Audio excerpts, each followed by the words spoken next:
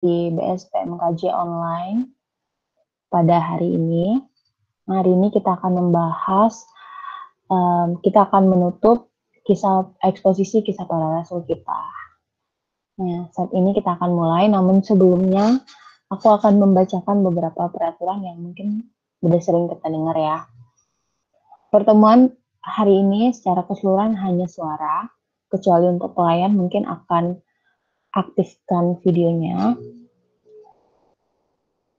Ketika ada yang berbicara, mohon teman-teman yang lain untuk menonaktifkan mikrofonnya agar tidak overlap.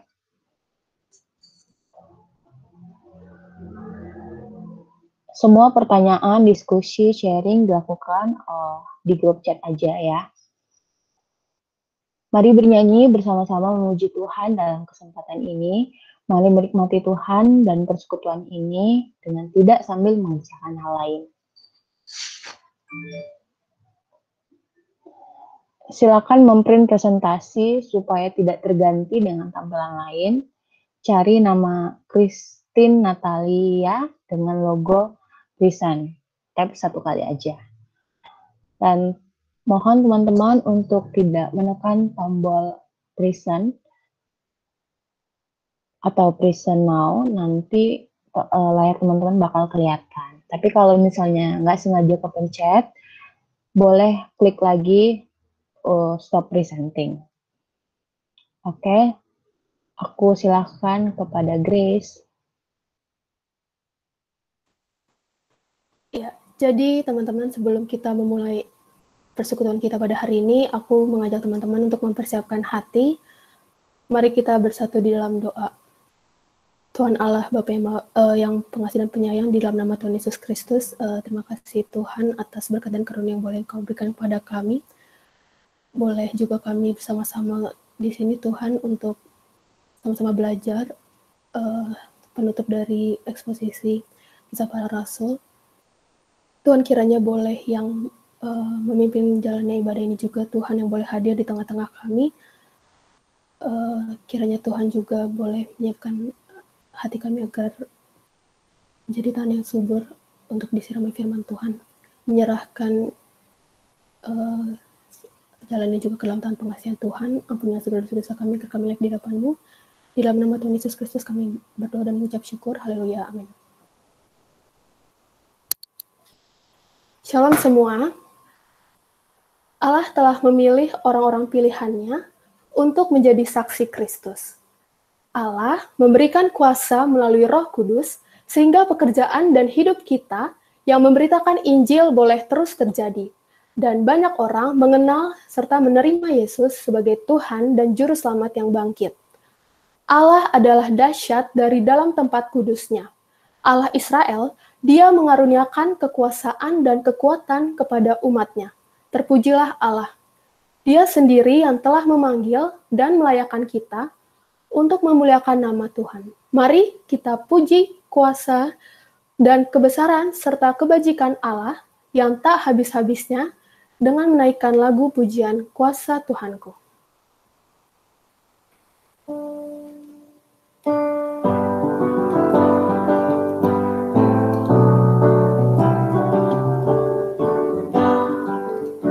Ku puji kuasa Tuhanku, pencipta semesta, lautan, langit, gunung pun diatur olehnya. Ku puji kebajikannya, lengkaplah dunia, diisi oleh firman-Nya dan baik semua. Ya Tuhan, seluruh dunia berisi karya-Mu, di mana-mana tertera buatan tangan-Mu. Tembang yang indah di kebun, cerminan hikmat-Mu. Oleh-Mu langit pun mendung dan topan menderu. Seluruh makhluk diberi asuhan kasih-Nya. Di kemanapun kita pergi, Tuhan di situlah. Tangannya lah pengawalku dan ku dibimbingnya.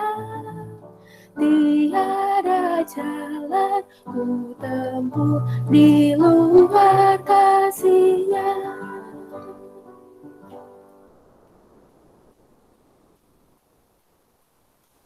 Akan tetapi, seringkali dalam mengerjakan pekerjaan dan pelayanan tersebut, Allah tidak menjadi pusatnya.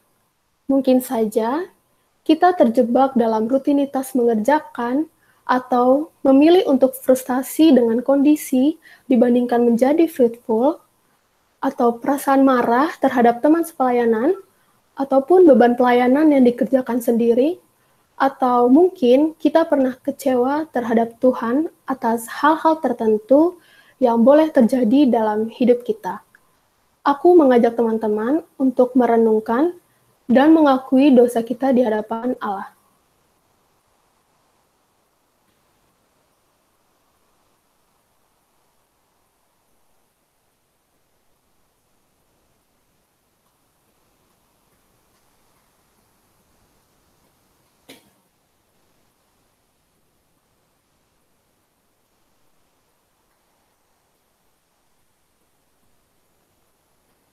Pandanglah pada Yesus, pandanglah wajah mulia-Nya.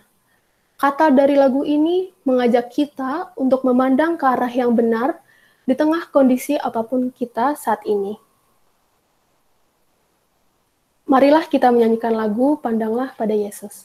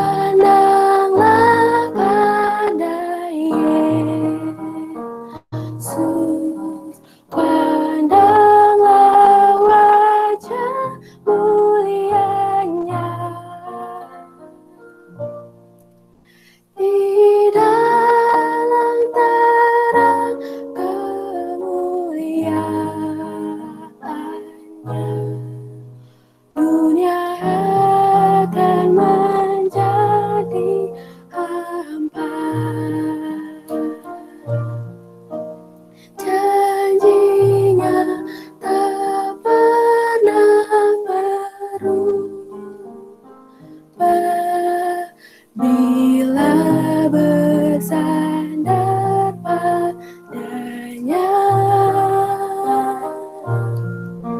cepatlah kabarkan Injilnya, bawa pulang domba sesat.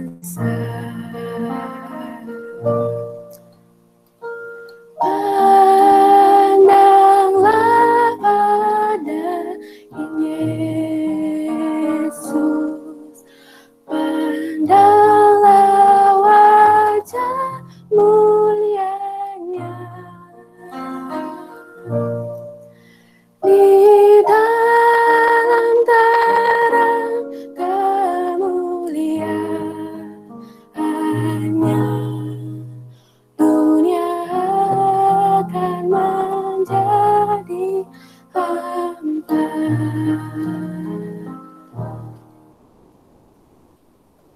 Kepada Kak Debbie dipersilahkan.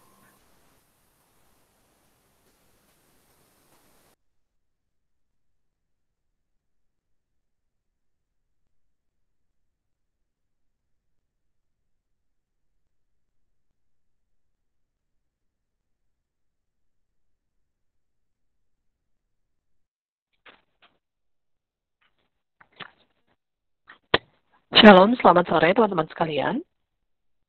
Aku udah share screen, teman-teman kalau bisa ngepin namaku, Francisca Debbie. Oke, suaraku kedengeran ya. Sebelum kita memulai, mari kita bersatu dalam doa. Tuhan, kami menyerahkan waktu ini kepada Tuhan. Kami berdoa biarlah kiranya Tuhan yang menolong, memampukan kami juga, membuka hati dan pikiran kami untuk bersama-sama boleh belajar dari kebenaran firman Tuhan, dan boleh terus-menerus dipimpin dan juga ditolong oleh Tuhan di dalam mengaplikasikan kebenaran firman-Mu. Tuhan, kami menyerahkan waktu ke depan, kami bersyukur kurang lebih 1,5 tahun Tuhan boleh pimpin perjalanan pembahasan kisah para rasul, dan hari ini kami akan bersama-sama melihat secara garis besar, secara rangkuman apa yang Tuhan telah ajarkan kepada kami melalui kitab kisah para rasul ini. Kiranya melalui pembelajaran kami secara khusus pada sore hari ini, itu boleh menolong kami untuk terus-menerus ada di dalam kisah Allah di tengah-tengah dunia ini, dan boleh terus-menerus melibatkan diri kami sendiri di dalam kisah Allah di tengah-tengah dunia. Kami menyerahkan waktu ke depan ketika kami akan bersama-sama boleh membuka kebenaran firman Tuhan, mendengarkan kebenaran-Mu. Kiranya anugerah Tuhan menolong, memimpin hati dan pikiran kami, mengarahkan kami untuk mengerti, memahami firman-Mu, dan kebenaran firman Tuhan kiranya menguatkan kami, menolong kami, untuk kami juga dapat terus melakukan apa yang menjadi kehendak dan isi hati Tuhan di dalam hidup dan secara khusus pelayanan di kampus kami masing-masing. Hamba-Mu dalam segala kelemahan, dalam segala keterbatasan, ya Tuhan tolonglah untuk dapat menyampaikan, memberitakan kebenaran firman Tuhan kepada setiap teman-teman yang boleh mendengarkan, dan Tuhan kiranya yang boleh memberkati setiap peralatan yang boleh digunakan, maupun juga sinyal yang akan mendukung.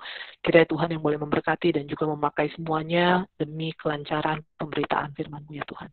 Kami menyerahkan waktu ke depan ke dalam tangan kasih Tuhan. Kami memohonkan anugerah-Mu boleh bekerja dalam hati dan pikiran kami masing-masing, sehingga kebenaran firman Tuhan boleh terus berakar, bertumbuh, dan berbuah nyata di dalam kehidupan kami. Dalam Kristus kami menyerahkan waktu ke depan kepada-Mu. Amin. Ya, shalom teman-teman, selamat sore. Hari ini kita akan sama-sama belajar secara khusus penutup kisah para rasul. Saya memberikan judul God's Unfinished Story. Ya, teman-teman, kalau misalnya teman-teman biasanya menonton film Avenger gitu ya, atau bukan hanya film Avenger lah ya, film-film superhero lainnya, saya kalau misalnya nonton film-film superhero, baik itu mungkin Marvel ataupun juga mungkin kayak Batman gitu ya, Superman, Justice League gitu kan biasanya ada ya. Nah itu dan juga superhero yang lainnya gitu ya. Teman-teman, saya melihat setidaknya ada beberapa unsur gitu ya. Yang pertama itu adalah hero-nya itu sendiri. pahlawannya. Nah, kadang-kadang si pahlawan adalah saviornya, juru selamatnya, ya. Kadang-kadang mungkin saviornya menyelamatkan si hero, ya. Tetapi juga ada orang-orang yang butuh untuk diselamatkan. Biasanya masyarakat yang atau dunia lah ya, dunia untuk diselamatkan. Nah, teman-teman, kalau kita melihat secara khusus kisah besar Allah di dalam atau di tengah-tengah dunia ini, maka kita juga sebenarnya melihat bagaimana Allah itulah hero-nya, Allah itulah pahlawannya, dan Allah itulah penyelamatnya, dan kita adalah umatnya yang butuh untuk diselamatkan. Karena itu Yesus Kristus datang ke tengah-tengah dunia ini, mati dan juga bangkit bagi kita. Nah,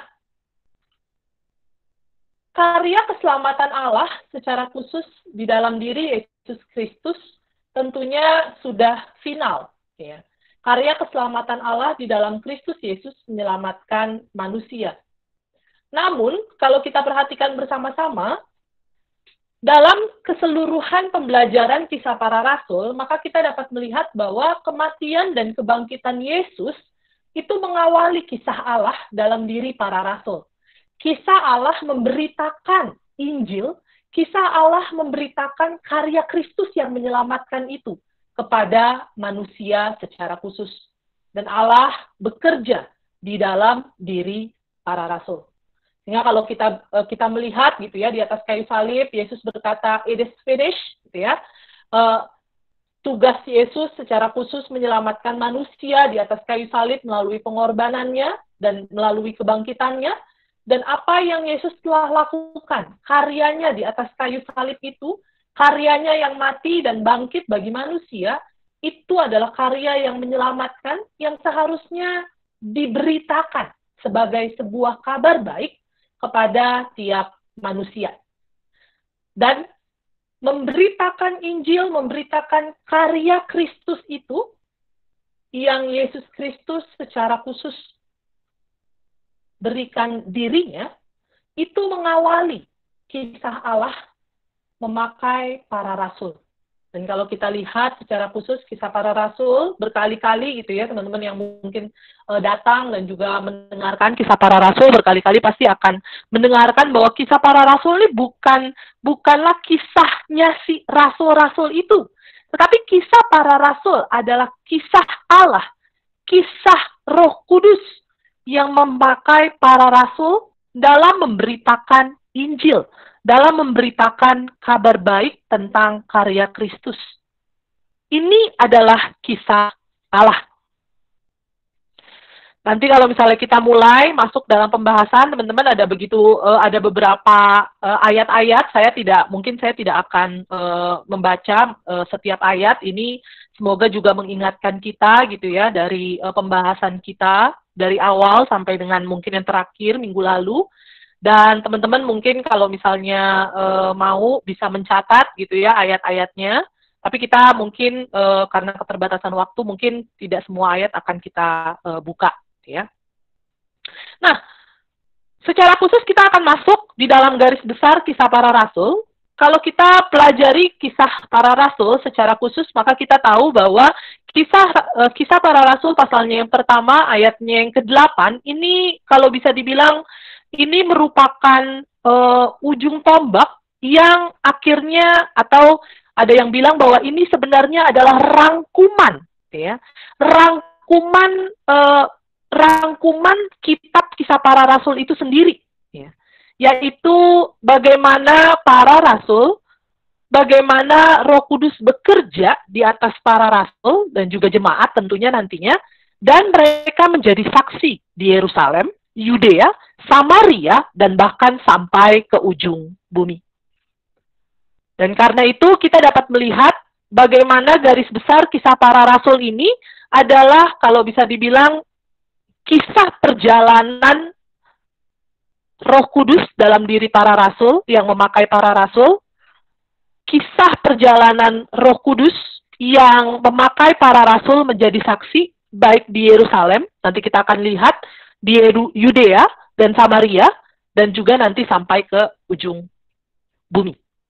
Dan disinilah kita dapat melihat garis besar kisah para rasul ini, Hal yang pertama kita dapat melihat di dalam pasalnya yang pertama sampai dengan pasalnya yang ketujuh, maka kita akan melihat bagaimana perjalanan di Yerusalem itu sendiri. Dalam pasalnya yang pertama, Kisah Para Rasul pasal yang pertama sampai yang kedua, kita belajar bagaimana gereja dilahirkan di hari Pentakosta itulah, ya. Dan kemudian dalam pasalnya yang ketiga sampai dengan yang ketujuh, kita dapat melihat bagaimana gereja terus bertumbuh meskipun melalui berbagai ujian. Dan pada akhirnya nanti kalau teman-teman perhatikan setelah Stefanus itu dirajam gitu ya, di dalam pasalnya yang ketujuh, maka kita akan dapat melihat bagaimana akhirnya Injil semakin tersebar, bukan hanya di Yerusalem, tapi juga ke tempat-tempat lain.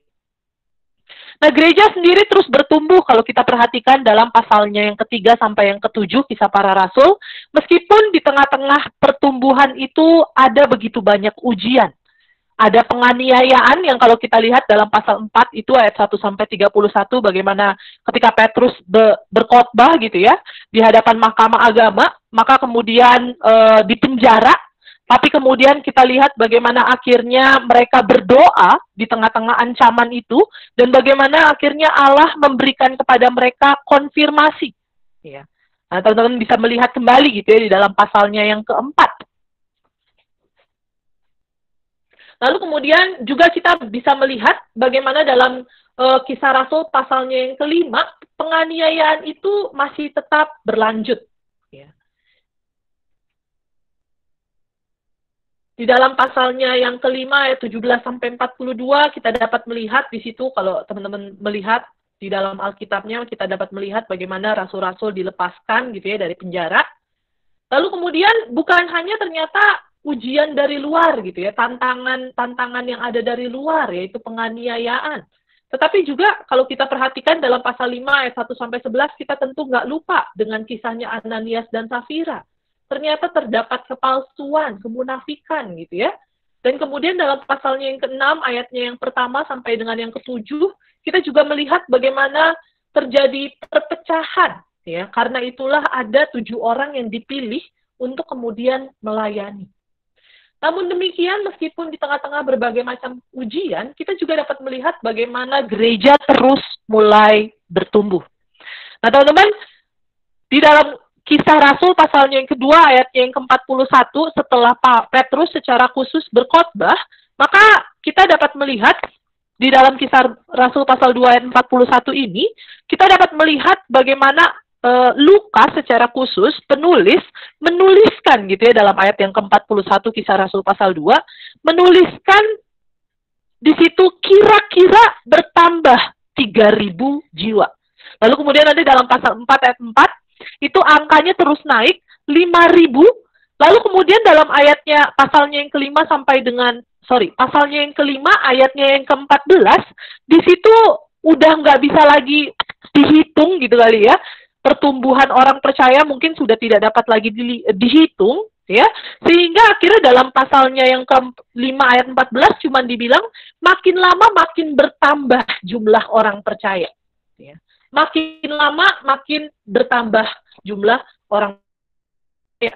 Demikian juga di dalam pasal 6 ayatnya yang ke-7 itu juga teman-teman mulai dari pasal yang ke-5 ayat 14, pasal 6 ayat yang ke-7 itu makin yang digunakan adalah makin bertambah banyak, makin bertambah. Jadi kalau awal-awal mungkin 3.000 orang itu masih bisa disensus gitu kali ya, kalau bisa dibilang masih bisa dihitung.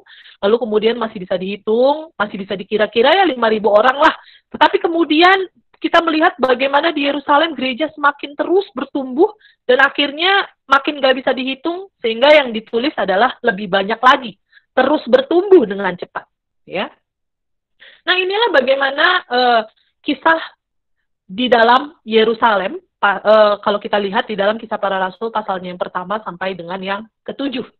Lalu kemudian kita akan melihat bagaimana kisah secara khusus Kisah Para Rasul pasal 8, pasal 8 sampai dengan pasalnya yang ke-12, yaitu perjalanan di Yudea dan juga Samaria. Ini kita dapat melihat ya bagaimana petanya. Nah, teman-teman, di dalam kisah Yudea dan juga Samaria, di Yudea dan Samaria ada beberapa hal yang juga kita dapat lihat dalam kisah para rasul. Beberapa yang dicatat di dalam pasal ke-8 sampai dengan pasalnya yang ke-9, kita bisa melihat bagaimana gereja pada akhirnya bertumbuh di Yudea dan Samaria. Kalau teman-teman juga masih ingat gitu ya, bagaimana penganiayaan yang hebat itu menyebabkan jemaat Yerusalem akhirnya tersebar ke seluruh daerah Yudea dan Samaria. Dan kemudian kita dapat melihat, nanti teman-teman bisa lihat dalam pasal 9 ayat 31, bagaimana pertumbuhan jemaat di Yudea, Galilea, dan Samaria. Lalu kalau teman-teman perhatikan dalam pasalnya yang ke-10 sampai dengan yang ke-12, di situ terdapat sebuah transisi, bahwa gereja atau berita Injil bukan hanya diberitakan kepada mereka yang adalah orang Yahudi, tetapi gereja, berita Injil itu mulai diberitakan dan menjangkau orang-orang non-Yahudi. Di situ kita dapat melihat dalam pasal 10 sampai 12. Nah, dalam hal ini kita dapat melihat bagaimana Injil, berita Injil, itu bukan hanya untuk orang-orang Yahudi, tetapi juga untuk semua orang. Dalam hal ini juga adalah orang-orang non-Yahudi pada waktu itu. Ada beberapa yang kita dapat lihat, kisahnya Cornelius, orang non-Yahudi pertama yang bertobat di dalam kisah para rasul pasal 10 ayat 1 sampai 23. Lalu kemudian kita juga melihat bagaimana ada gereja Antioquia. Ini adalah jemaat non-Yahudi pertama yang juga muncul atau yang kemudian bertumbuh. Kita dapat melihatnya dalam pasalnya yang ke-11, ayatnya yang ke-19 sampai dengan ayatnya yang ke-30. Pekerjaan Allah, pekerjaan Roh Kudus di dalam diri para rasul bukan hanya di Yerusalem, tetapi juga merambah ke Yudea, merambah ke Samaria. Di situ saksi-saksi Kristus boleh bermunculan, ya. Bagaimana para rasul menjadi saksi Kristus, dan kemudian banyak jemaat yang akhirnya bertobat, terima Kristus, bahkan bukan hanya orang-orang Yahudi, tapi juga mereka yang adalah orang-orang non-Yahudi. Tetapi sebagaimana Yesus secara khusus menyatakan kepada para murid bahwa para murid mereka akan menjadi saksi, bukan hanya di Yerusalem, bukan hanya di Yudea dan Samaria, tetapi juga para murid akan menjadi saksi, bahkan sampai ke ujung bumi. Ya. Kalau teman-teman perhatikan, kelihatan nggak ya inianku ya? Ini sangat kecil ya. Di sini nih Yerusalem, ya. Yerusalem di sini. Lalu kemudian teman-teman, berita Injil itu menyebar dengan cepat. Kisah Allah di dalam diri para rasul mulai kemudian dinyatakan dengan cepat. Injil itu berkembang sampai kemudian ke sini, Roma, yang pada waktu itu diyakini sebagai ujung bumi. Nah, di dalam pasalnya yang ke-13 sampai dengan yang ke-28, kita dapat melihat bagaimana garis besar kisah para rasul ini sampai ke ujung bumi. Kalau tadi Yerusalem sudah diceritakan, tercatat, lalu kemudian bagaimana kemudian di Yudea dan Samaria tercatat, ya. Lalu kemudian sampailah ke ujung bumi. Nah, kalau kita lihat dalam pasal 13 sampai dengan pasalnya yang ke-28, kita dapat melihat bagaimana berita Injil itu, saksi Kristus itu menyaksikan tentang Kristus, bahkan sampai ke ujung bumi. Dan disinilah kita bisa melihat bagaimana rangkaian perjalanan misi Paulus. Perjalanan pertama itu dalam pasal Kisah Rasul pasal 13 ayatnya yang pertama sampai dengan 15 ayatnya yang ke-35, itu di Siprus dan juga Galatia. Lalu kemudian perjalanan yang kedua dalam pasal 15 ayat 36 sampai dengan 18 ayatnya yang ke-22, itu di Makedonia, yaitu Filipi, Tesalonika, dan Berea, serta Akaya, yaitu Athena dan Korintus. Lalu kemudian perjalanan ketiga dalam Kisah Rasul pasal 18 ayat 23 sampai 21 ayat 16, bagaimana Paulus itu ke Efesus, ya. Lalu kemudian akhirnya kita juga belajar bagaimana perjalanan Paulus sampai ke Roma sebagai seorang tahanan. Meskipun Paulus sendiri tidak melihat dirinya sebagai seorang tahanan orang Roma gitu ya, tetapi sebagai tahanan Injil, dan akhirnya dia sampailah ke Roma. Kita melihat bagaimana di dalam pasal 21 ayat 17 sampai 23, di situ ada dia beberapa kali di penjara ya sebelum sampai akhirnya di Roma. Ya. Nah, teman-teman, ini kira-kira garis besar kisah para rasul. Sebagaimana kalau dinyatakan kisah rasul pasalnya yang pertama ayatnya yang ke-8 itu merangkum keseluruhan kitab kisah para rasul, maka ini adalah kisah Allah di dalam diri para rasul, di dalam pemberitaan Injil melalui para rasul, baik itu di Yerusalem, Yudea, Samaria, bahkan sampai ke ujung bumi. Nah, kita akan sama-sama melihat secara khusus, kalau tadi kita belajar melihat garis besarnya, mengingat-ingat kembali gitu ya. Nah, teman-teman, kisah Allah ini dimulai dalam diri para rasul ketika tentunya kita tahu kisah rasul pasal yang kedua ayat 1 sampai 13. Di mana di situ kita belajar, teman-teman waktu itu kalau udah hadir gitu ya, atau udah hadir, maka disitulah di dalam kisah rasul pasalnya yang kedua itulah terjadi Pentakosta. Dan ini menjadi titik awal Injil tersebar, Injil diberitakan, ya, pergerakan berita Injil, berita tentang karya Kristus di atas kayu salib yang menyelamatkan manusia. Di dalam pasal 2 ayat 1 sampai 13 kita dapat melihat bagaimana Roh Kudus dicurahkan atas para rasul. Ingat kembali tadi dalam pasal yang pertama ayatnya yang ke-8 jelas gitu ya, Yesus menyatakan, kamu akan menerima kuasa kalau Roh Kudus turun ke atas kamu. Sehingga ketika Pentakosta terjadi, disitulah hari pencurahan Roh Kudus ke atas diri para rasul. Dan kalau kita perhatikan bersama-sama, terdapat beberapa tanda di situ, ya.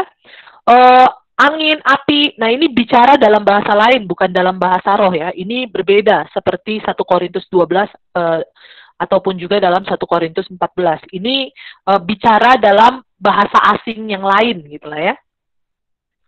Nah, lalu kemudian kalau kita perhatikan, ada banyak orang-orang Yahudi diaspora dan juga proselit yang datang dari berbagai penjuru dan dunia yang datang gitu ya, beribadah ke Yerusalem pada hari Pentakosta. Ya. Lalu kemudian dalam pasalnya yang kedua ayat 14 sampai 20 kita dapat melihat bagaimana Petrus menjelaskan peristiwa yang terjadi. Di Pentakosta ini juga lah terjadi pemberitaan tentang Kristus.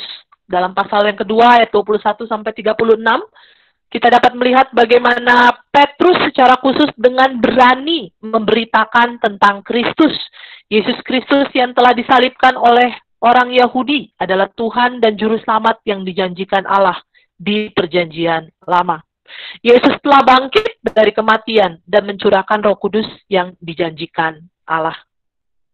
Dan pemberitaan tentang Kristus, pemberitaan Injil ini, kemudian oleh Petrus diikuti oleh seruan bagi setiap orang yang mendengar untuk bertobat. Nah, teman-teman, inilah titik awal Injil bergerak, disinilah titik awal Injil diberitakan, yaitu ketika Roh Kudus bekerja di dalam diri para rasul, ya, dicurahkan di dalam hari Pentakosta. Sehingga kita dapat melihat beberapa hal gitu ya di dalam Pentakosta ini. Yang pertama, kita dapat melihat bagaimana Roh Kudus dicurahkan atas para rasul. Teman-teman, ini merupakan sebuah hal yang penting, karena itu dicatat gitu ya dalam Kisah Rasul pasal yang kedua. Ini merupakan hal yang penting, karena dengan dicatatnya Roh Kudus dicurahkan hari Pentakosta ini, maka disinilah titik awal pergerakan Injil itu dimulai gitu kalau bisa dibilang gitu ya.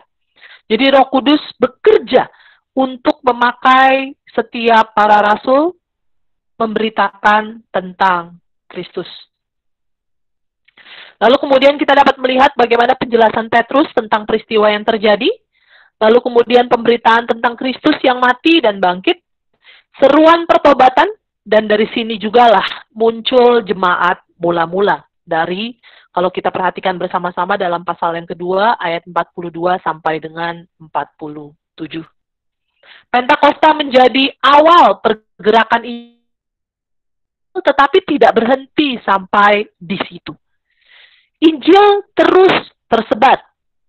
Injil terus tersebar melalui pemberitaan firman. Kalau kita belajar melihat bagaimana dalam kisah para rasul terus-menerus memberitakan firman.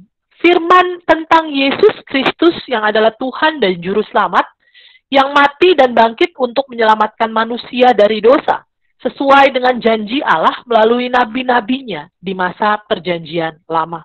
Dan kalau kita perhatikan bersama-sama di dalam keseluruhan kisah para rasul yang sudah kita bahas gitu ya, maka kita akan dapat melihat firman tentang Kristus ini terus-menerus diberitakan, terus-menerus disampaikan, terus-menerus disebarkan, ya.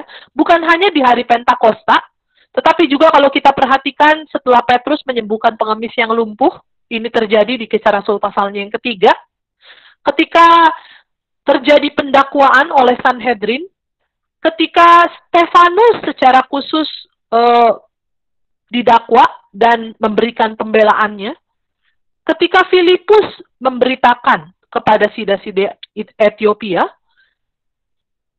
lalu kemudian firman juga diberitakan kepada Cornelius, yang tadi kita sudah belajar, lihat dia adalah seorang non-Yahudi. Jadi Injil itu tersebar melalui firman yang terus-menerus diberitakan. Dan kalau kita perhatikan juga di dalam kisah-kisah berikutnya gitu ya, perikop atau pasal-pasal berikutnya, hal yang sama juga terjadi ketika Paulus bahkan dihadapkan kepada Felix. Itu pun yang dia lakukan adalah memberitakan tentang Kristus. Jadi, lalu kemudian ketika Paulus pergi dari satu kota ke kota lainnya, maka kita juga dapat melihat bagaimana itu adalah dalam rangka Yesus diberitakan di dalam pemberitaan Injil. Injil terus tersebar. Diawali dengan Roh Kudus yang dicurahkan, lalu kemudian di situ Injil diberitakan, tapi tidak hanya sampai di situ. Injil juga tersebar melalui tanda-tanda dan mujizat-mujizat yang mendukung pemberitaan firman. Kita dapat melihat bagaimana di dalam Kisah Para Rasul ada beberapa mujizat yang dicatat gitu ya. Di dalam pasalnya yang kedua, ayat yang ke-43, bahkan di tengah-tengah cara hidup jemaat mula-mula juga kita dapat melihat bagaimana rasul-rasul itu mengadakan banyak mujizat dan tanda.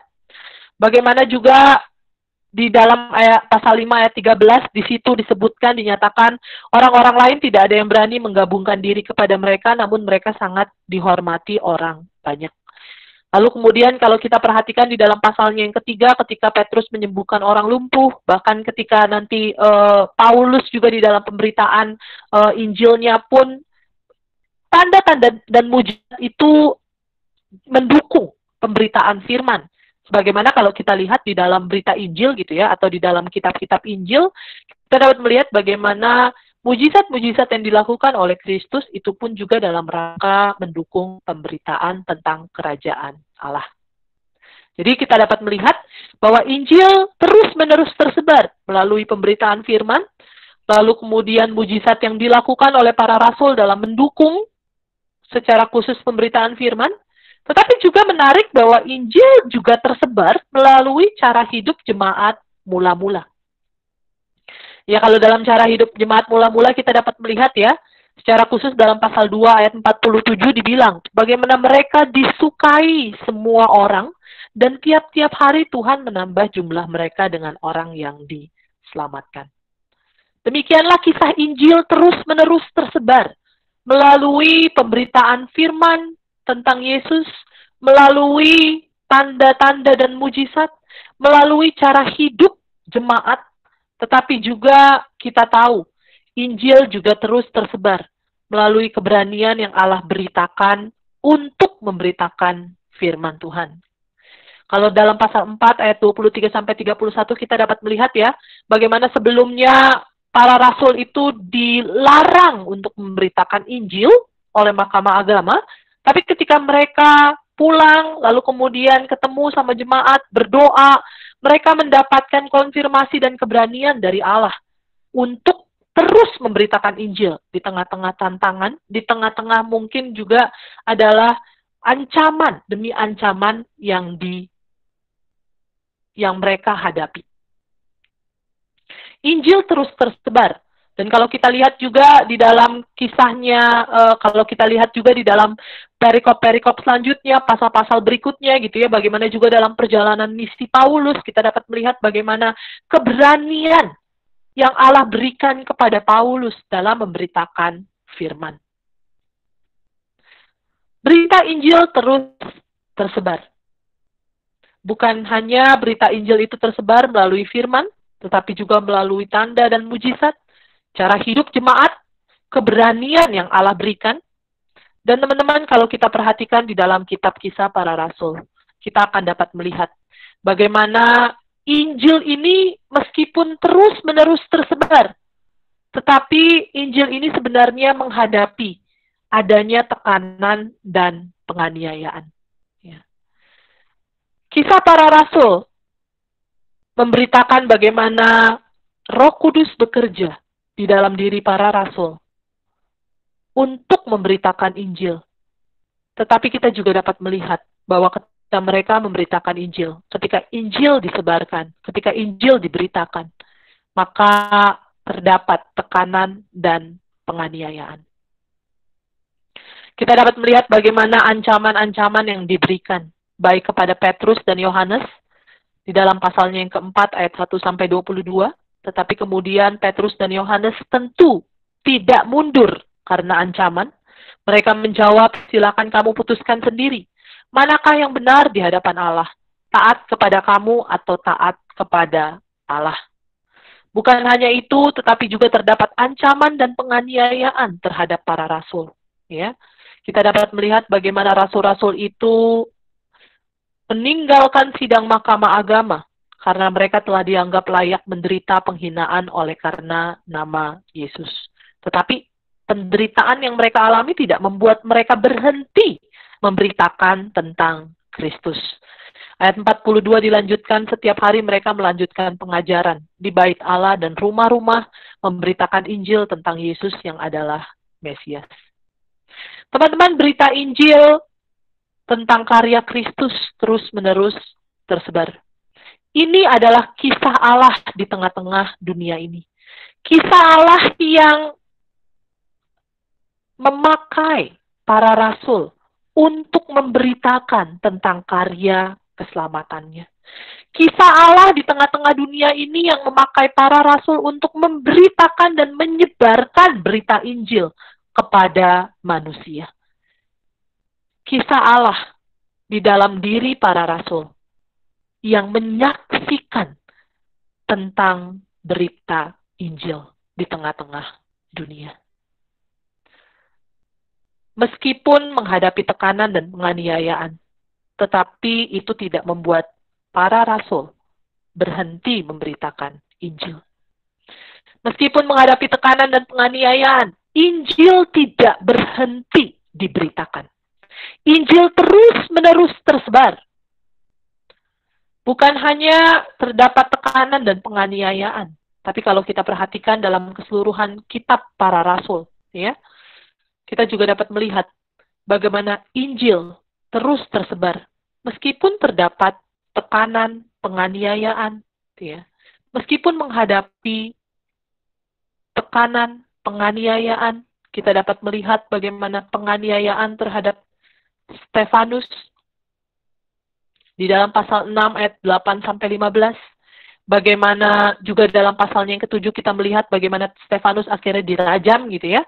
Lalu kemudian penganiayaan terhadap jemaat, baik di Yerusalem maupun juga penganiayaan terhadap jemaat di luar Yerusalem. Kita ingat ya pasal 9 itu ayat 1-2 bagaimana Paulus yang waktu itu Saulus itu berusaha untuk menganiaya jemaat-jemaat. Dan kemudian di dalam pasal 12 ayat 1-24 kita melihat bagaimana terjadi hukuman mati terhadap Yakobus dan penangkapan Petrus. Teman-teman, Injil terus tersebar meskipun tantangan terus ada. Injil terus tersebar bukan tanpa tantangan, tetapi di tengah-tengah tantangan. di tengah-tengah ancaman, di tengah-tengah tekanan, bahkan di tengah-tengah penganiayaan. Injil terus tersebar. Injil terus tersebar, meskipun menghadapi kepalsuan. Ada orang-orang seperti Ananias dan Safira, atau orang-orang seperti Simon, si penyihir. Injil tetap tersebar, meskipun ada mereka-mereka yang mungkin kalau kata Paulus memberitakan Injil dengan maksud baik ataupun juga dengan maksud tidak baik. Injil terus tersebar, meskipun latar belakang sosial yang waktu itu ada di tengah-tengah jemaat sangatlah berbeda. Ya. Ada orang-orang Yahudi yang berbahasa dan berbudaya Ibrani, tapi juga ada orang-orang Yahudi yang berbahasa dan berbudaya Yunani. Injil terus tersebar di tengah-tengah tantangan, baik dari dalam maupun dari luar. Kenapa? Apa yang membuat Injil tetap dapat tersebar di tengah-tengah segala macam tantangan dan hambatan, baik dari luar, baik dari dalam? Injil dapat terus tersebar. Tentu hal yang pertama, karena pemberitaan Injil. Ini adalah agenda Allah. Ini adalah kisahnya Allah. Bukan kisahnya manusia. Ini bukannya manusia. Tetapi ini merupakan kisah Allah yang sudah diagendakan, direncanakan, kalau bisa dibilang, oleh Allah yang berdaulat. Dalam pasalnya yang pertama, ayatnya yang ke-8 sudah jelas dinyatakan. Kamu akan menjadi saksiku di Yerusalem, Yudea, Samaria, bahkan sampai ke ujung bumi. Di tengah-tengah begitu banyak tantangan, baik dari dalam maupun juga dari luar, Injil akan terus tersebar. Kenapa? Karena berita Injil bukanlah berita manusia, tetapi berita Injil adalah berita Allah, masuk dalam rangkaian kisah Allah untuk menyelamatkan umat manusia. Injil terus tersebar. Karena yang ada di belakang Injil itu bukan manusia, gitu ya, tetapi kuasa Allah. Kuasa Allah yang melampaui kuasa manusia.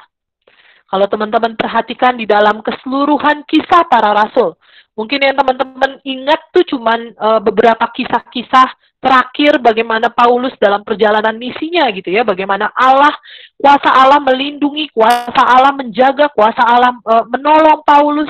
Tapi teman-teman sebenarnya bukan hanya di akhir-akhir kita melihat kuasa Allah bekerja ya. Bahkan sebenarnya di awal-awal pun kita dapat melihat bagaimana kuasa Allah itu bekerja. Kuasa Allah yang melampaui kuasa manusia itu bekerja dalam pemberitaan Injil ini. Di dalam pasalnya yang ke-12 ayat 23, kita dapat melihat bagaimana ketika Herodes waktu itu menyombongkan dirinya, di situ dinyatakan, seketika itu juga ia ditampar malaikat Tuhan karena ia tidak memberi hormat kepada Allah dan mati dimakan cacing-cacing. Maka firman Tuhan makin tersebar dan makin banyak didengar orang. Teman-teman, kuasa Allah bekerja. Bukan hanya ketika di dalam kisah-kisah perjalanannya Paulus, enggak. Tetapi dalam keseluruhan kisah para rasul, kuasa Allah bekerja. Karena kisah para rasul bukanlah kisahnya para rasul, tapi kisah Allah di dalam diri para rasul. Kisah Allah dalam pemberitaan Injil di tengah-tengah dunia ini. Injil dapat terus tersebar karena kuasa Allah yang bekerja di dalam diri pemberita Injil. Injil terus tersebar karena ada anugerah Allah bagi manusia berdosa. Teman-teman, kalau kita perhatikan di dalam kisah para rasul gitu ya, ada dua tokoh dalam kitab ini, ada dua tokoh rasul dalam kitab ini, yaitu Petrus dan Paulus. Mereka ini bukan rasul-rasul dengan masa lalu yang sempurna gitu ya, tetapi mereka adalah tokoh-tokoh dalam kitab ini yang merupakan rasul-rasul dengan masa lalu yang nggak sempurna. Kita tahu Petrus adalah rasul yang menyangkal Tuhan Yesus. Paulus adalah mereka yang menganiaya jemaat. Jadi, kalau kita perhatikan bersama-sama, maka dua tokoh rasul yang kalau bisa dibilang gitu ya, meskipun banyak tokoh-tokoh lain ya, tetapi kita dapat melihat bagaimana dua tokoh yang mungkin sering disebutkan gitu ya, maka kita akan dapat melihat bahwa tokoh-tokoh ini adalah tokoh-tokoh yang lemah, yang terbatas, tokoh-tokoh yang bukannya sempurna. Dan teman-teman, ini menunjukkan dan memperlihatkan kepada kita kalau berita Injil itu bisa terus tersebar, itu bukan karena pemberita Injilnya. Itu bukan karena orangnya, bukan karena manusianya, tapi karena anugerah Allah yang memakai si pemberita Injil ini untuk memberitakan tentang Kristus. Kalau Injil dapat tersebar, itu karena anugerah Allah. Demikian pula kalau kita lihat dalam keseluruhan kisah para rasul ya. Banyak orang yang percaya berita Injil itu bukan karena cara para rasul memberitakannya sangat baik gitu ya. Tetapi kalau kita perhatikan, banyak orang yang percaya itu semata-mata karena anugerah Allah.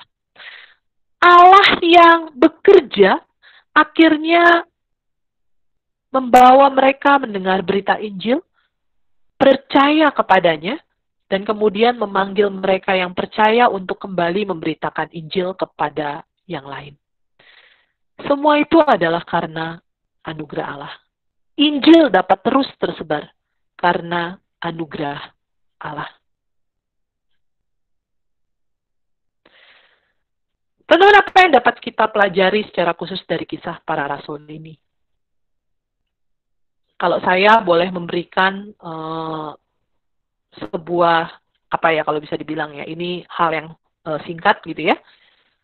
Saya akan bilang bahwa kisah rasul itu sebenarnya hanyalah sebagian kecil catatan perjalanan pemberitaan karya Kristus atau Injil dalam dunia ini. Ini merupakan sebuah catatan kecil dari perjalanan pemberitaan karya Kristus. Dan kalau kita belajar kisah para rasul dari pasalnya yang pertama sampai dengan yang terakhir, maka kita dapat melihat setidaknya 3 hal yang menjadi sebuah kesimpulan. Hal yang pertama, teman-teman, kisah para rasul ini adalah kisah Allah. Kalau teman-teman perhatikan, sangat menarik dalam kisah pasalnya yang pertama, ayatnya yang ketiga, ketika dituliskan gitu ya, saya bacakan. Kepada mereka ia menunjukkan dirinya setelah penderitaannya selesai dan dengan banyak tanda yang membuktikan bahwa ia hidup, sebab selama 40 hari ia berulang-ulang menampakkan diri dan berbicara kepada mereka tentang kerajaan Allah. Ini Kristus gitu ya. Lalu kemudian dalam kisah Rasul pasalnya yang ke-28, ayatnya yang ke-31, kita juga dapat melihat hal yang sama. Ya. Diawali dengan pemberitaan tentang kerajaan Allah, maka diakhiri dalam pasalnya yang ke-28 ayat 31 dengan juga pemberitaan tentang kerajaan Allah. Dengan terus terang dan tanpa rintangan apa-apa, ia, dalam hal ini Paulus, memberitakan kerajaan Allah dan mengajar tentang Tuhan Yesus Kristus. Teman-teman, kisah para rasul adalah kisah Allah. Kisah tentang pemberitaan kerajaan Allah. Kisah Allah dalam pemberitaan kabar baik tentang karya Kristus yang menyelamatkan manusia. Ini bukan kisahnya para rasul, ini bukan kisah manusia, tetapi kisahnya Allah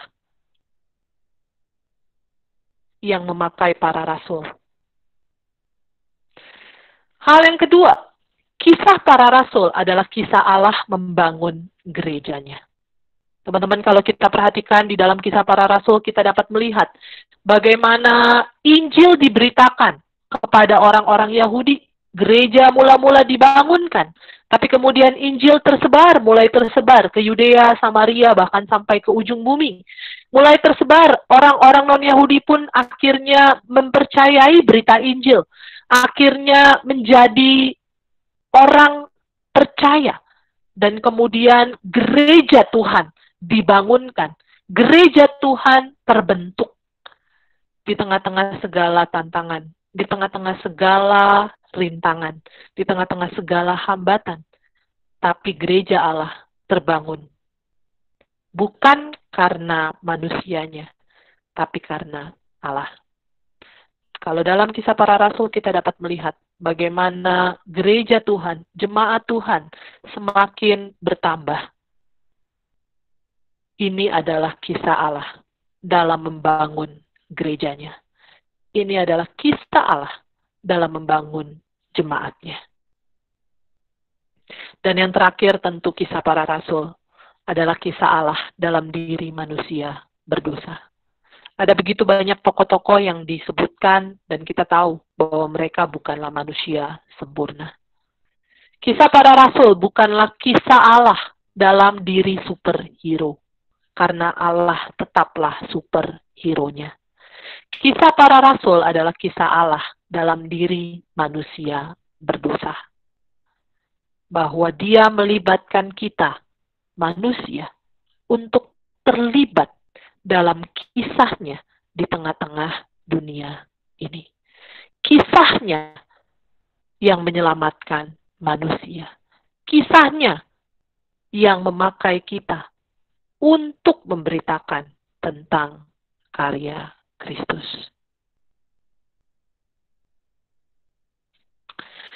Kisah Para Rasul adalah percikan dalam kisah pekabaran Injil yang memulai api penginjilan dalam dunia ini. Karena itu jangan berhenti sampai di Kisah Para Rasul. Mungkin kita sudah akan menutup pembelajaran dan pembahasan tentang Kisah Para Rasul. Tapi berharap pembahasan dan pembelajaran Kisah Para Rasul ini memercikkan di dalam diri kita masing-masing yang belajar, mendengar gitu ya. Memercikkan sebuah api penginjilan dalam dunia ini. Bahwa kita pun dipanggil sebagai saksi-saksi Kristus untuk menyaksikan tentang karyanya. Melalui Kisah Para Rasul, Allah mengundang kita masuk dalam kisah besar Allah yang menyelamatkan manusia. Kisah besar Allah di tengah-tengah dunia ini. Bukan hanya bagi para rasul, tapi kisah besar Allah di tengah-tengah dunia ini juga bagi kita. Allah mengundang kita masuk dalam kisah besarnya, menyelamatkan manusia. Allah memanggil kita melalui para rasul ini untuk menjadi saksi Kristus. Karena itu jangan berhenti hanya sampai belajar kisah rasul. Tapi mari kita menjawab panggilannya, jadi saksi Kristus. Dan melalui Kisah Para Rasul, Allah mau mengingatkan kita akan kuasa dan anugerahnya. Ketika Yesus berkata, "Aku menyertai kamu senantiasa sampai kepada akhir zaman." Teman-teman, ketika Allah memanggil kita untuk menjadi saksinya, ketika Allah mengundang kita masuk dalam kisah besarnya, Allah tidak meninggalkan kita untuk menulis kisah tersebut sendirian.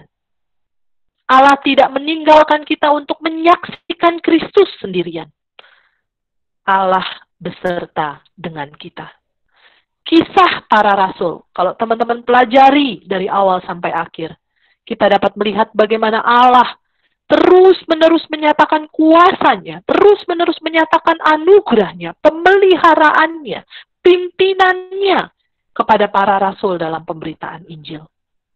Dan teman-teman, melalui Kisah Para Rasul, Allah ingin mengingatkan kita akan kuasa dan anugerahnya dalam kita melayani Dia. Oleh karena itu, teman-teman, maukah kita ikut terlibat dalam kisah Allah di kampus kita masing-masing? Kisah Allah di dalam kampus kita masing-masing. Allah rindu kita terlibat di dalamnya. Memberitakan Injil, memuridkan mahasiswa-mahasiswa yang kita layani. Apakah kita mau terlibat dalam kisah Allah tersebut di kampus kita masing-masing? Ini adalah pertanyaan yang saya nggak bisa jawab buat kalian. Yang bisa jawab adalah diri kalian masing-masing. Setelah belajar tentang pembahasan kisah para rasul, kita melihat bagaimana Allah bekerja dan Allah juga mengundang kita masuk dalam kisah besarnya. Allah memanggil kita untuk menjadi saksinya. Teman-teman, maukah kita terlibat dalam kisah Allah tersebut?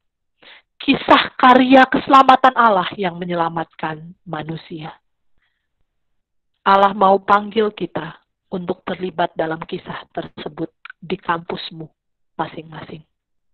Maukah memberi diri terlibat? Jikalau kita sudah memberi diri terlibat menjadi saksi Kristus, terlibat dalam kisah Allah, pertanyaannya adalah, apakah kita mau menjadi saksi Kristus yang setia dan taat? Teman-teman, masa-masa kisah para rasul gitu ya, ketika kisah para rasul dituliskan, kisah para rasul dituliskan, mungkin yang terjadi adalah penganiayaan, tantangannya dalam bentuk penganiayaan, hambatan-hambatannya dalam bentuk mungkin tadi kepalsuan gitu ya, ataupun juga tekanan dari luar. Nah, teman-teman, mungkin dalam konteks kita sekarang yang terjadi penganiayaan, ataupun juga dalam konteks kita yang sekarang bukan penganiayaan gitu yang terjadi ya. Dalam konteks teman-teman saat ini, ketika mungkin harus PJJ, pembelajaran jarak jauh gitu ya, ketika teman-teman mungkin nggak bisa ngadain ibadah offline gitu ya, ibadah tatap muka, ketika mungkin teman-teman bingung bagaimana nih mempersiapkan penyambutan mahasiswa baru, menyambut mereka, memberitakan Kristus kepada mereka. Teman-teman, mungkin itu tantangan kita sekarang ini. Kalau dulu para rasul menghadapi tantangannya dengan tetap setia memberitakan Injil, dengan tetap taat kepada Allah, bagaimana dengan kita? Jangan sampai tantangan-tantangan masa kini, baik itu dalam konteks mungkin karena online, tantangan-tantangan yang mungkin juga karena sulit tatap muka akhirnya juga membuat kita malas untuk kelompok kecil mungkin, atau mungkin juga membuat kita akhirnya malas untuk memikirkan terobosan-terobosan baru dalam pemberitaan Injil secara online. Teman-teman, kiranya tantangan-tantangan yang kita alami tidak membuat kita akhirnya menyerah. Tidak membuat kita akhirnya tidak setia dalam memberitakan Kristus. Tidak membuat kita akhirnya tidak taat dalam menjadi saksi Kristus. Tantangannya mungkin sekarang sudah berbeda. Tantangan kita sekarang adalah di rumah saja, gitu kali ya. Itu tantangan besar, gitu ya. Sehingga karena di rumah saja, maka banyak hal yang mungkin harus dipikirkan. Strategi-strategi yang mungkin juga harus dipikirkan baru. Mungkin kalau dulu, masa-masa offline gitu ya, atau bukan dulu lah ya, kalau masa-masa offline, masa-masa nggak ada pandemi seperti ini, masa-masa mungkin nggak online, mungkin dalam tanda kutip kita nggak perlu mikirin banyak apa yang harus disiapin, nggak perlu siapin banyak hal, nggak perlu tanda kutip menguras otak sedemikian rupa gitu ya untuk memikirkan tentang penjangkauan mahasiswa baru. Kenapa? Karena sudah ada program, sudah ada teladan masa lalu gitu kalau bisa dibilang ya. Udah mungkin kalau bisa dibilang tutup mata pun kita udah tahu apa yang mau dilakuin. Ya, ada kelompok pipa, bisa ngadain kelompok pipa, bisa ngadain mungkin KKR, bisa ngadain RPI gitu ya dalam penjangkauan mahasiswa baru. Tetapi dalam masa-masa sekarang, pertanyaannya adalah mungkin ini adalah tantangan kita, ya, untuk memikirkan hal yang benar-benar kita mungkin nggak pernah alami sebelumnya. Teman-teman mungkin nggak pernah alami sebelumnya di PMK kalian masing-masing. Tapi teman-teman, di tengah-tengah tantangan-tantangan yang ada ini, pertanyaannya adalah apakah kita tetap mau menjadi saksi Kristus yang setia dan taat?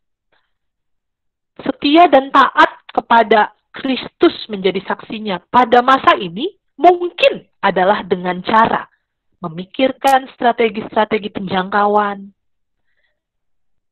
nggak kabur ketika ditanyain atau dikoordinasi, memikirkan datang dalam rapat-rapat meskipun online gitu ya, mau memikirkan koordinasi yang baik di dalam melayani. Lalu mungkin menjadi saksi Kristus yang setia dan taat kepada Kristus saat ini itu gitu ya. Sehingga mari kita menjawab akan hal ini. Dan yang terakhir, maukah kita mengandalkan kuasa Allah dalam memberitakan Kristus? Teman-teman yang mungkin ditawarin atau mungkin menawarkan gitu ya dalam proses atau masa-masa regenerasi ini, teman-teman kalau belajar dari kitab Kisah Para Rasul kita melihat ya, yang dipakai Allah bukanlah superhero. Kenapa? Karena Allah lah superhero-nya. Kalau yang dipakai adalah yang sempurna, maka Allah tidak bisa dilihat. Atau kalau yang dipakai adalah mereka yang sudah superhero gitu ya, maka teman-teman yang ada akhirnya Allah itu tidak lagi dibutuhkan. Teman-teman yang Allah pakai, yang Allah pilih, Allah mau pakai adalah mereka yang kalau dalam Kisah Para Rasul pernah menyakiti jemaat Allah, pernah bahkan menyangkal Yesus. Teman-teman, bukan orang-orang yang sempurna. Allah tidak memakai superhero untuk menulis kisahnya di tengah-tengah dunia ini. Tapi Allah memakai kita, manusia-manusia yang lemah. Kenapa? Agar kita mengandalkan kuasanya dalam memberitakan Kristus. Ketika kita menyadari bahwa kita lemah, ketika kita menyadari bahwa kita nggak sanggup, ketika kita menyadari bahwa kita nggak mampu, ketika kita menyadari bahwa kita bukanlah superhero, maka kita akan melihat kepada Allah yang adalah the ultimate hero.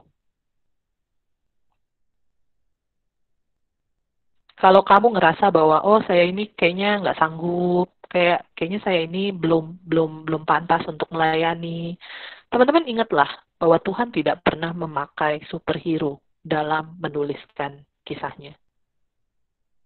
Tuhan memakai kita, manusia-manusia yang lemah dan terbatas. Karena dialah hero-nya. Karena itu mari mengandalkan kuasa Allah. Jangan sampai kelemahan diri itu membuat kita akhirnya berhenti untuk melayani Tuhan. Jangan sampai kelemahan diri membuat kita akhirnya mundur dalam melayani. Tapi kiranya kelemahan diri boleh memacu kita untuk menyadari saya harus mengandalkan Kristus. Saya harus mengandalkan kuasa Allah. Dalam masa-masa regenerasi mungkin juga teman-teman yang mencari-cari gitu ya. Biarlah kiranya teman-teman boleh juga memikirkan orang-orang yang bukannya serba bisa gitu ya. Bukan, ya kalau dapat yang serba bisa puji Tuhan gitu ya. Bukannya salah juga ya. Tetapi teman-teman kadang-kadang kita juga harus melihat ya bahwa Tuhan pun bisa memakai orang-orang yang tidak serba bisa gitu ya. Jadi mari kita melihat bahwa yang paling penting adalah bagaimana kita mengandalkan kuasa Allah dalam memberitakan Kristus. Bukan orang-orang yang hebat, tetapi orang-orang yang lemah. Jadi hebat karena kuasa Allah yang bekerja dalam diri mereka. Kisah para rasul sudah usai, namun kisah Allah dalam menyelamatkan manusia melalui pemberitaan Injil belumlah selesai. Kisah pemberitaan Injil belumlah selesai. Kisah itu diberikan untuk dilanjutkan oleh kita, saksi-saksi Kristus masa kini. Yerusalem, Yudea, Samaria, dan ujung bumi kita masing-masing. Mari kita memberi diri kita, menyerahkan diri kita kepada tangan kuasa Allah, agar kita dapat melanjutkan kisah karya keselamatan Allah. Memberitakannya kepada setiap mahasiswa-mahasiswa yang kita layani, memberitakannya kepada orang-orang yang ada di sekeliling kita, dan biarlah kiranya kita dapat menjadi saksi Kristus dalam pertolongan dan pimpinan Roh Kudus. Kisah para rasul mungkin sudah selesai kita bahas. Tapi kiranya apa yang kita sudah pelajari memacu dan memicu di dalam diri kita kegerakan untuk memberitakan Kristus, menyaksikan Kristus di tengah-tengah dunia ini. Mari kita berdoa.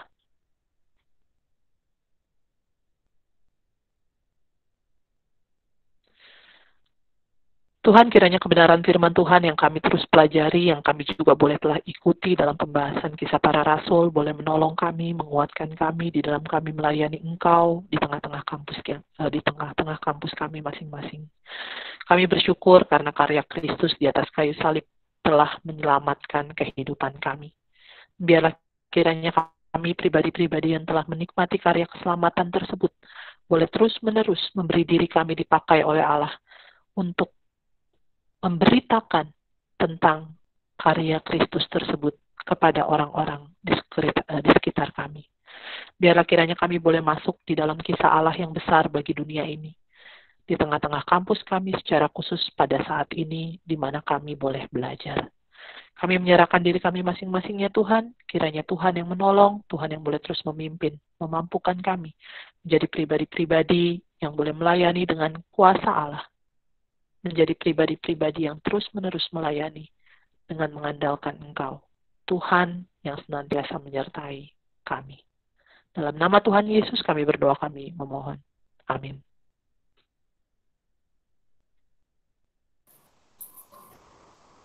Terima kasih Kak Debbie atas pemberitaan firman Tuhan.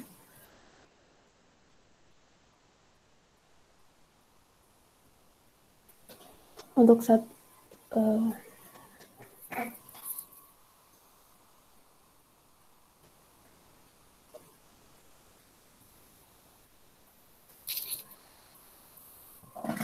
ini kita akan melakukan doa syafaat, tapi pertama-tama mau mendengarkan dulu sharing kampus dari Daniel dari PMK Universitas Pancasila. Dipersilahkan. Kemudian nanti dilanjutkan yang membaca doa syafaat dari Lisa dari PO Binus. Shalom semuanya. Ya, semoga suaraku kedengaran jelas ya. Perkenalin, aku Daniel dari Fakultas Farmasi Universitas Pancasila angkatan 2016. Ya, sebelumnya thank you buat pengurus PMKJS sudah kasih kesempatan buat PMKUP buat sharing. Nah, kalau boleh aku sharing singkat, hari-harinya yang lagi kami doain dan pergumulin adalah tentang CPKK. Karena aku sendiri melayani di pembinaan pusat, jadi lebih concern ke pembinaan. Dan yang terdekat ini akan ada CPKK gitu. Dan awalnya sih kami masih berharap gitu kalau pembinaan CPKK ini bisa offline. Gitu, maksudnya kayaknya asik ya offline gitu. Maksudnya bisa, kalau dulu-dulu kan kita nginep gitu-gitu kan. Nah, tapi kondisi yang sekarang ternyata memang sangat nggak memungkinkan dan sempat bingung juga gimana nih mau online gitu. Takutnya anak-anak nggak dapet atau cuman kayak biasa aja gitu satu arah atau dan lain sebagainya gitu. Tapi bersyukur sih aku dan teman-teman pengurus itu juga berkaca dari cara pembelajaran pembelajaran yang dilakuin oleh Perkantas gitu ya. Beberapa kita ikut dan dikemas caranya nggak yang boring atau nggak yang kayak gimana gitu ya, lebih dalam kelompok-kelompok yang lebih kecil kayak gitu-gitu. Dan kami mencoba menerapkan gitu, merancangkan pembinaan yang seperti itu gitu. Dan minta doanya juga supaya semuanya itu boleh berjalan boleh menguatkan CPKK juga sampai akhirnya boleh membekali mereka gitu. Nah, terus itu di minggu ini itu pra pembinaan dan di pertengahan Agustus nanti pembinaan CPKK-nya. Oke, dan yang kedua yang juga lagi kami bingungin adalah menyambut mahasiswa baru. Dan benar sih kata Kak Dewi tadi ya, maksudnya berbeda dari periode-periode sebelumnya, kayaknya kalau Kak Dewi bilang tutup mata aja udah bisa gitu kan. Tapi di periode ini kita mesti benar-benar mikirin ya gimana, apalagi di UP itu teman-teman udah keluar aturan kalau sepanjang tahun 2020 ini kita nggak boleh ada pertemuan yang tatap muka gitu. Jadi semua proker dan semua hal yang udah kita rancang itu ya, atau yang akan kita rancang secara online ya gitu. Dan karena kalau buat mahasiswa lama mungkin kita lebih gampang ngajaknya karena udah pernah nikmatin persekutuan PMK dan lain-lain gitu ya, udah lihat lah PMK itu kayak gimana gitu. Tapi untuk mahasiswa baru kan belum pernah mungkin ya, mungkin nggak semua sekolahnya juga ada apa kayak persekutuan Kristennya Kokris lah gitu kan gitu. Jadi itu tantangan kami untuk saat ini sih, tentang menyambut mahasiswa baru gitu. Masih apa ya, masih ngawang-ngawang gitu konsepnya kayak apa, mau disambut kayak apa, tapi yang pasti sih secara online gitu udah pasti, karena nggak mungkin tatap muka gitu sih. Jadi mohon doanya juga nanti buat dua hal itu. Sama mungkin apa ya, kayak 3 minggu kemarin kita masih UAS, jadi memang nggak ada persekutuan persekutuan hari Jumat gitu yang biasa kita lakuin. Jadi mungkin buat minggu-minggu depannya, semoga apa ya, setiap kita tuh boleh punya mindset yang baru kalau persekutuan itu nggak harus tatap muka. Yang terpenting itu adalah kita saling keep koneksi satu sama lain, baik sesama pengurus ataupun pengurus dengan jemaat ataupun jemaat dengan sesama jemaat kayak gitu. Itu aja sih. Thank you banget teman-teman semua buat pelayanannya. Tuhan Yesus memberkati. Terima kasih Daniel untuk sharing kampusnya. Selanjutnya kita akan mendoakan doa syafaat juga oleh dipersilakan kepada Lisa dari PO Binus. Teman-teman, mari kita bersatu dalam doa. Bapa yang Maha Kasih, sungguh syukur Tuhan untuk kesempatan Bapa yang boleh Engkau berikan kepada setiap kami ya Tuhan, boleh kembali berkumpul ya Bapa untuk beribadah dan boleh mendengarkan sharingan juga ya Tuhan dari KDB ya Bapa di ibadah PMKJ online ini ya Tuhan. Terima kasih ya Bapa. Dan sungguh bersyukur juga ya Tuhan ketika kami boleh mendengarkan sharingan dari Daniel dari PMK Universitas Pancasila. Kiranya Tuhan sungguh rindu ya Bapak boleh mendoakan untuk CPKK-nya Tuhan, pembinaan yang akan dilaksanakan di pertengahan Agustus ya Bapak. Kiranya Tuhan mungkin pengurus kesulitan ya Tuhan memikirkan cara pembinaan yang efektif ya Tuhan bagi setiap CPKK ya Tuhan. Tapi kiranya Tuhan yang boleh memberikan hikmat kepada setiap mereka sehingga boleh memikirkan strategi dan metode yang tepat ya Tuhan dalam pembinaan ini. Sehingga setiap CPKK juga boleh dibekali dengan baik Tuhan, boleh dipersiapkan dengan baik Bapak lewat pembinaan ini ya Tuhan. Sehingga mereka pun boleh siap Tuhan untuk diutus, melayani, memuridkan ya Tuhan mahasiswa baru nantinya Bapak.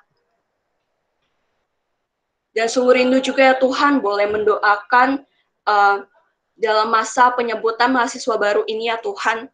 Kiranya Tuhan sekali lagi ya Bapak, tolonglah ya Tuhan, berikanlah hikmat dan bimbing Roh Kudus-Mu kepada setiap pengurus, boleh memikirkan yang terbaik Tuhan, dan boleh terus berdoa di hadapan-Mu. Taruhlah kerinduan kepada setiap mereka ya Tuhan, untuk boleh terus menggumulkan cara yang terbaik Bapak dalam penyebutan mahasiswa baru ini ya Tuhan. Karena mungkin mengalami kesulitan ya Bapak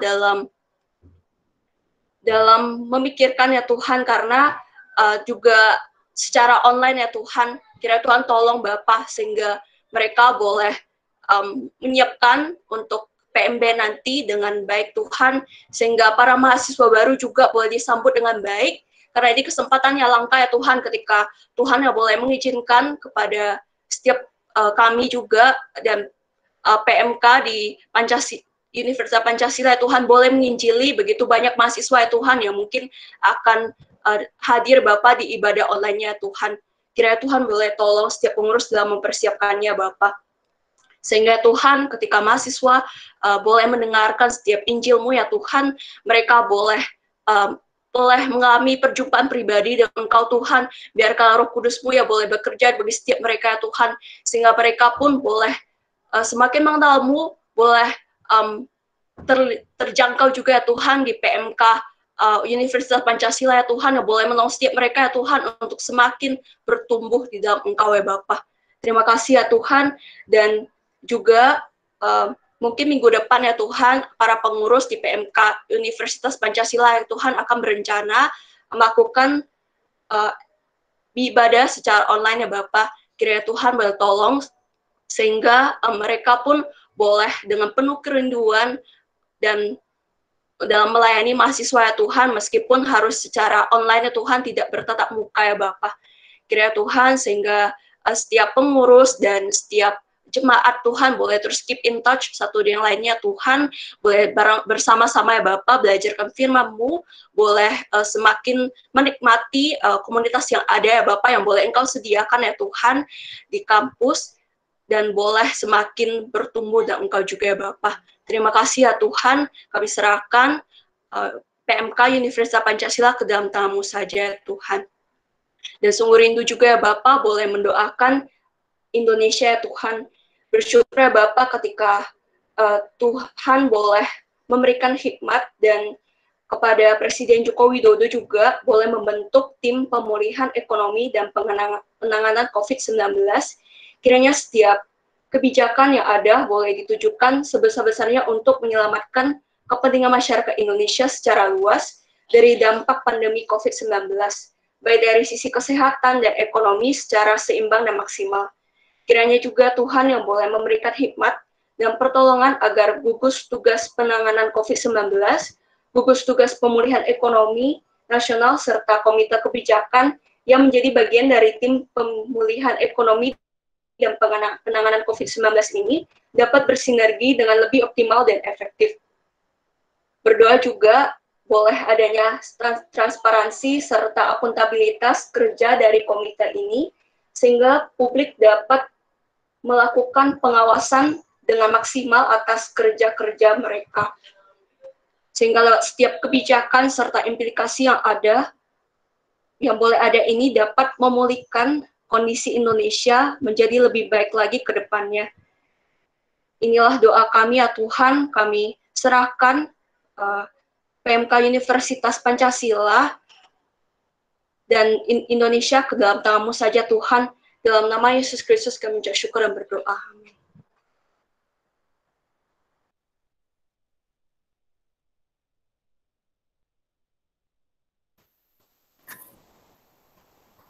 Untuk pengumuman dipersilahkan kepada Kevin untuk menyampaikan.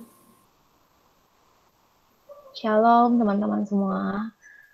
Bersyukur karena hari ini teman-teman boleh stay sampai saat ini.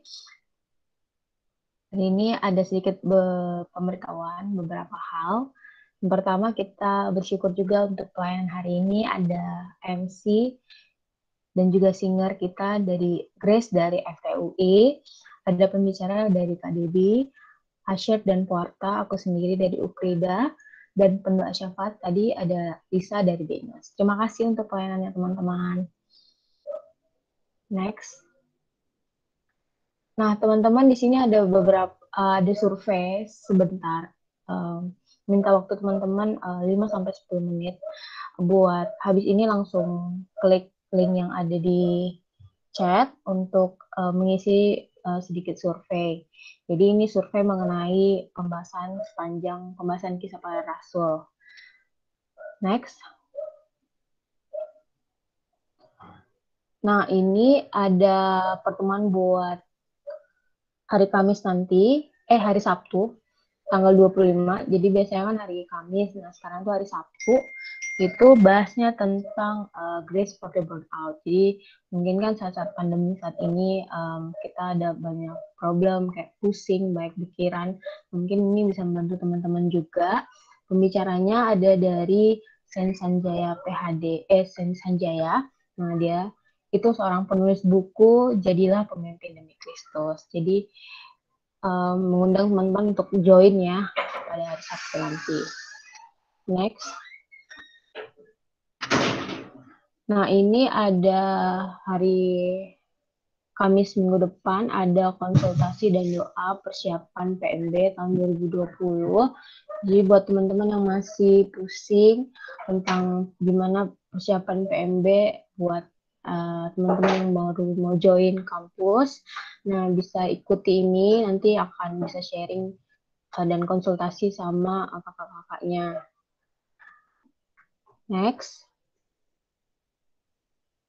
Nah, ini juga penting buat teman-teman, mungkin ada yang sekarang udah mau lulus atau juga sudah lulus, bisa ikut. Ini ada konversi pengutusan mahasiswa tahun 2020. Kali ini KPM-nya online, itu tanggal 20 sampai 23 Agustus. Kontribusi per anggota yang mau ikut yaitu 20.000. Nah, yang mau join bisa hubungi kontak person Randi seperti nomor yang tertera, atau bisa juga lihat posternya di grup-grup teman-teman, atau juga bisa buka Instagramnya di KPM Perkantas. Nah, nanti pembicaranya ada banyak banget nih, ada Bang Alex, ada Yongki, ada Daniel Ginting, Pak Denny Boy, ada Jehian Sijabat. Nah, pesertanya ini buat teman-teman, buat para alumni atau juga alumni baru. Nah, nanti di sini juga teman-teman bisa konsultasi tentang jurusan teman-teman, gimana sih nanti misalnya setelah lulus tuh gimana bisa tetap melakukan kiranya kalau udah keluar gimana kita tetap boleh menjadi murid Kristus di luar sana gitu. Ya, kalau teman-teman ntar juga dihubungi sama kontak-kontak kampusnya buat dikabarin teman-teman. Okay, next. Nah, ini juga ada beberapa resource tertulis atau rekaman yang ibadah-ibadah selama PMKJ, yaitu ada juga rekam PMKJ, ada juga materi pembinaan tentang CPKK dan PKK, dan juga ada bahan diskusi online. Nah, teman-teman bisa buka di link-link berikut. Terima kasih, teman-teman. Terima kasih Kevin atas wartanya. Di akhir eksposisi ini, kita telah selesai mempelajari kisah rasul-rasul dalam memberitakan Injil Tuhan yang tetap setia dan taat dalam mengerjakannya. Begitu pula dengan kita di tengah-tengah penderitaan dan tantangan saat ini, mari kita mau untuk taat dan setia kepadanya untuk memberitakan Injil. Saat nanti pun ketika kita kembali diperhadapkan dengan tantangan atau bahkan kembali membukakan kelemahan kita, terus andalkan kuasa dan anugerah Tuhan.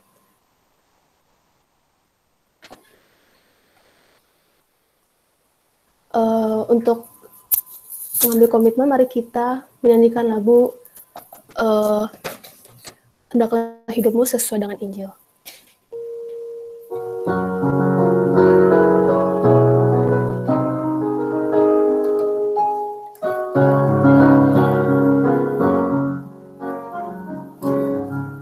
Bagimu diberi kuasa, kabarkan Injilnya, dengan berani tak gentar, lawan musuh kita.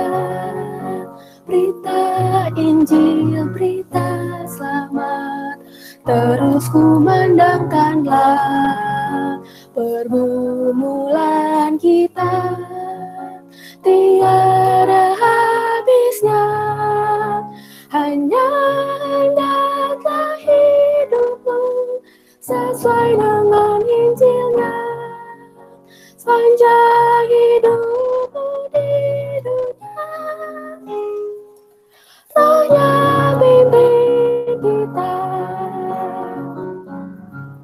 Bagimu diberi perintah, terteguh dan setia, berjuang di dalam iman, karena kasih-Nya.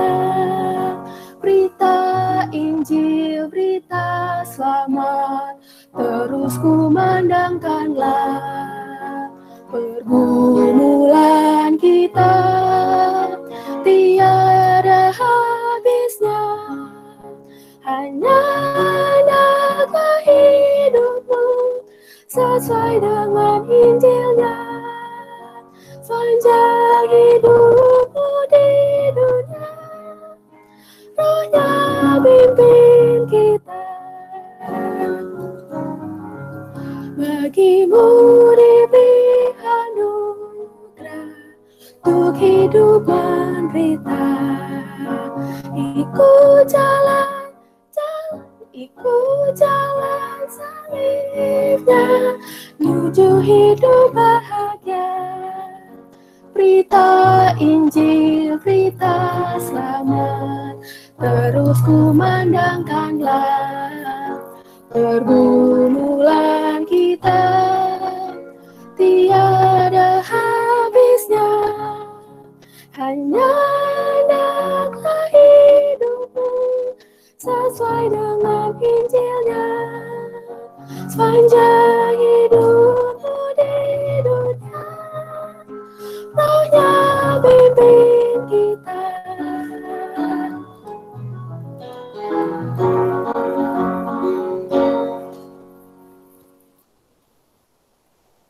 Sebelum menutup ibadah hari ini, aku mengajak teman-teman untuk menyiapkan hati, mari kita bersatu dalam doa penutup.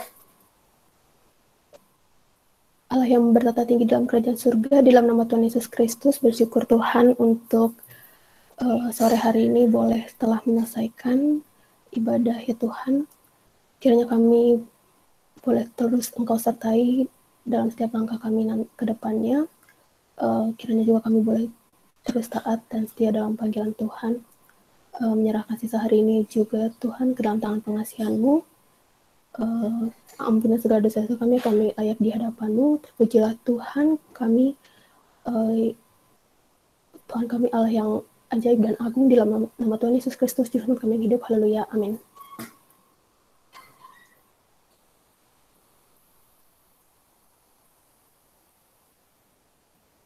Terima kasih teman-teman sudah ikut BS pada hari ini. Sampai jumpa di hari Sabtu nanti. Sama jangan lupa minggu depan juga ada konsultasi tentang PMB ya. Sampai jumpa. Jangan lupa surveinya diisi, nggak lama kok.